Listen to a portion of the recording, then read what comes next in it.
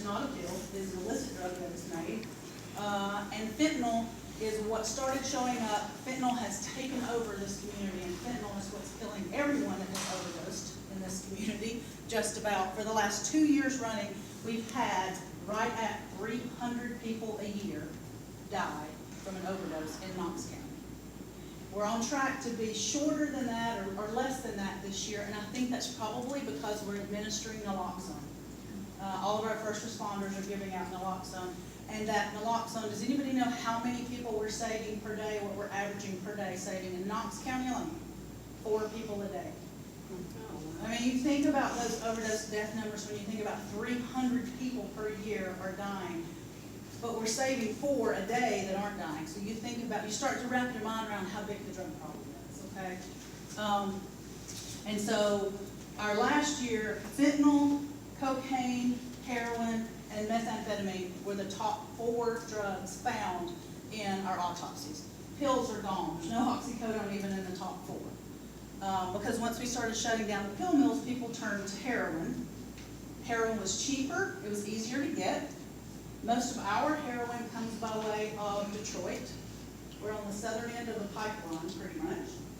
Our heroin began to be cut with this stuff called fentanyl because fentanyl's cheap and you make it in a lab.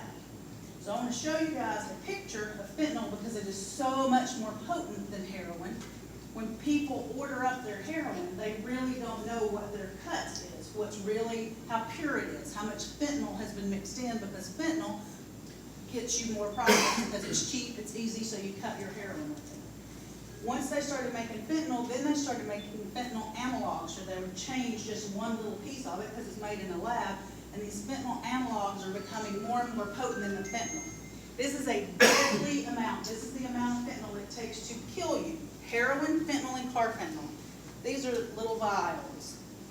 And if you look over here, fentanyl, that's like salt. Carfentanil, that's like 1 grain of salt.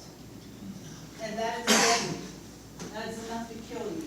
So you start to understand that when people are taking their heroin or whatever they're getting and cooking it, shooting it, what's the difference between what? Heroin, fentanyl and carfentanil. This is just an analog of fentanyl. Remember in chemistry class in high school where you change one of those little letters or molecule things, you can change it slightly? This is just a derivative or they're just changing one thing and making it that much more potent. And carfentanil is only one analog of fentanyl. There are tons and tons of them. This is a deadly amount. So our drug issue is really big and really bad. And this is mostly why. Fentanyl. And that's what's happening to most of the people that are dying here in our community. So you say, what'd you do about that? I mean, what are you doing, Ms. DA? You're telling me you got a terrible problem. What are you doing about it? Well, we're trying to do a lot of things.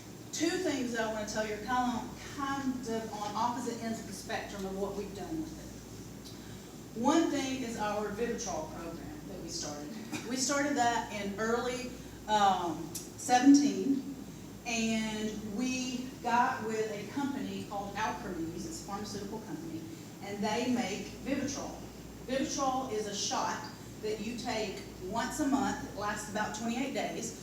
When you have a shot of Vivitrol, you cannot get high from an opiate.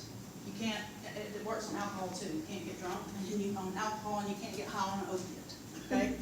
So we give you a shot of Vivitrol. The first shot is given in the Knox County Jail. Let me tell you how the program worked. We started noticing that we had more and more people who were in jail who were there because we thought they were people who had an addiction, and their addiction caused them to become a criminal. That they were an addict, they were trying to find drugs, so they start shoplifting little things. They'd start stealing to pay for their habit. We would find them with drug paraphernalia on them, and they'd be doing shoplifting. They weren't criminals before they became addicted. They started stealing to feed their habit. Those are the people we tried to pick to go into this program. You could have no violent crimes in your past whatsoever, and if you couldn't be involved in a violent crime, but you seemed to look like an addict that we could try to get out of the system. We would pick you, we would say, do you want to try our Vivitrol program?